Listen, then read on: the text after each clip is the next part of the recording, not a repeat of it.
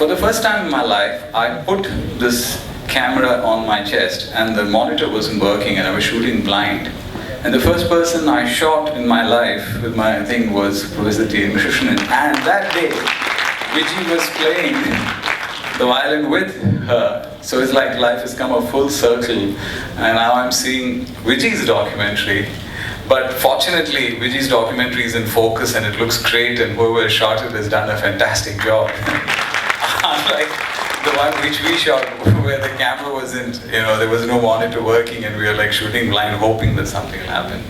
So 25 years down the line, filmmaking has improved. I think aesthetics of the way the image is created is also improved. But Carnatic music, where is it? Is the question. So if you were to do conventional Carnatic music, you get a chance to play during those 14-15 days during December, and the rest of the time you have to go and hope for Cleveland, Aradhana and some temple festival here. So music has to change and evolve, and I think it's a great thing that music is evolving and changing, because it's wrong on our part to ever imagine that music, as in Carnatic music, was like this always. This music that we now know as Carnatic music is probably can be traced to the Tanjore court, which is just around 200 years old. And Tanjore was a great cosmopolitan center where they had great influences. This very instrument that you're playing, the violin, is not an Indian instrument. They used to call it fiddle, Krishna here, fiddle, So it's obvious that its influence came through either the French troops or through some travelers. So music and musical influences came in literally across the seas. And when she calls it Malabar to Morocco, I love the alliteration of Ma. But more than the alliteration is her origins, and I always enjoy speaking Malayalam to Professor Krishnan, and Vijay too speaks it fluently. So why did these Westerners come? They came for the spices or through the spice route. And the moment she said Morocco, I remembered Ibn Battuta, the great traveler who kind of traveled through. And the first track that you hear, it just got my hair standing, because of course it's the big, strong bowing that she does, which has been the trademark of her father too, where it's very difficult to know whether it's going up or going down, because it remains one note. For most other musicians, when it goes up and down, you can feel the bow changing, but it never happens in the T.N. Krishnan school, and that's one of the great strengths of bowing and the smoothness of the bowing. But what's interesting is in this video showing Vigneshwara, and gods themselves make journeys. When I went to shoot for Guru at Badami, and the capital of the Chalukyas, the Pallavas and the Chalukyas fought many battles between 4th century and 8th century, and there were many continuous battles. And Pulakeshi won, and the Chalukya king, they had these fights. And at the end of one of them, they got hold of their god from Badami and brought him all the way here. And that's why the most famous song in Hamsadwani has Vatapi Ganapatim Bajeham. Vatapi standing for Badami, and he who came from thing. So when gods have come from Maharashtra and resided so deeply in our hearts, so also the music. So I think the first bridge you make here is the bridge between north and south. And Hamsadwani is one such rag which is equally important in both the streams of music, as well as its interpretation is pretty close, and the way the raga is interpreted remains beautiful. But in Carnatic music, when you look at it, you see so many of the ragas telling you from where they have come.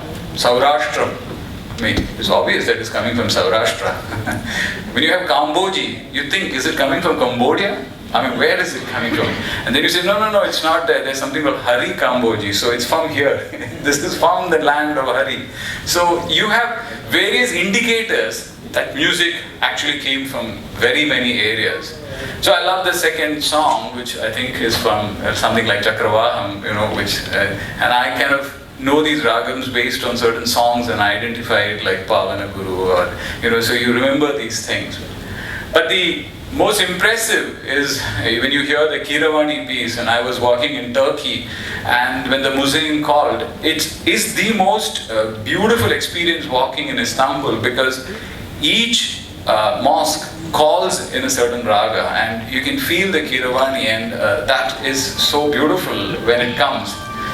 And then, while Ibn Battuta made this journey, it is believed, of course, he came here and met the crazy Muhammad bin Tughlaq and wrote extensively about the tortures that he was doing and the craziness that he was involved in, and is sailing down and trying to reach China. And so the other big song, which is in the pentatonic scale, which you will see, is the Mohanam, has very distinct Far Eastern influences, because this journey takes you down to China. And then when you come back, all the shipping was possible with the monsoon winds.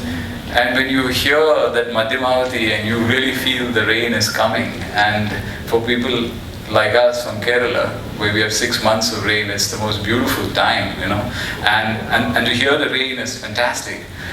And then coming to the last two songs, in Kapi, and then finally having her father herself play with him during the Sindhu Bhairavi, which sort of again reconciles in this great devotional offering towards the temple sounds and all that. I think it's a marvelous journey that she has taken, and when she calls it, it's the reverse journey that Ibn Battuta took all the way from Morocco to here and come to Calicut and then go further. And it's very interesting that there is even a belief that Ibn Battuta visited Madurai, and it was during the extreme plague of Ghiyazuddin Damani, one of the crazy kings who ruled. And most people may not be aware that for 50 years the Madurai Sultanate ruled, after the fall of the Hoysalas. So Madurai, which we now think as the seat of Tamil culture, for 50 years was ruled by the Madurai Sultanate. So music was going up and down, Kirwani coming from there, our music, Hindustani coming from here, and it was being energized.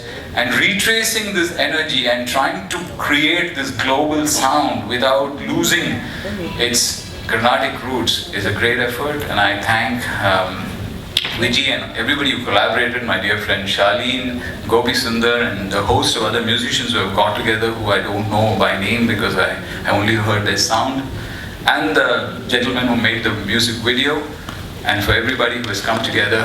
Let's hope and pray that this song and this album will cross the oceans and spread the world and survive the test of time like these ragas have done. Thank you so much.